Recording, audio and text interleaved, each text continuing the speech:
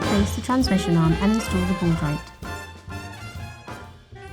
If there are dents, bends or abnormalities in the transmission arm, or if you've diagnosed play or corrosion in the ball joint, you will need to replace these parts.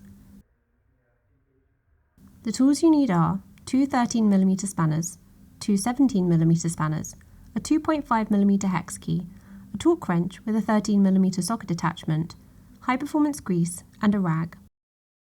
The parts you need are a transmission arm and a ball joint. First, with two 17mm spanners, loosen the nut by the ball joint.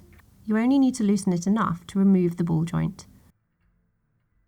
Now, with two 13mm spanners, undo the nut of the ball joint and remove the ball joint from the fork. Reassemble it loosely so no parts are lost.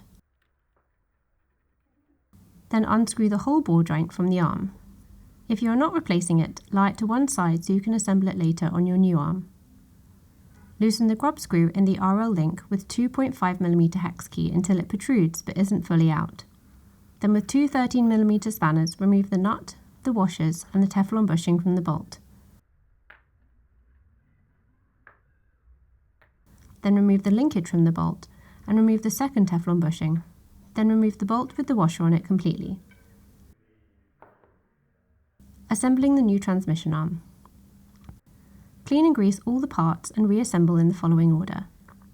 Place the washer on the bolt, then pass the bolt and washer through the RL linkage, then a white Teflon bushing, the linkage, second white bushing, large silver washer, small silver spring washer, the spacer and finally the lock nut. Tighten to 9 Nm with a 13mm spanner and torque wrench with a 13mm socket attachment. Then loosen by 70 to 90 degrees. Then tighten the grub screw with a 2.5mm hex key until resistance. Then wipe away all excess grease. Installing the ball joint.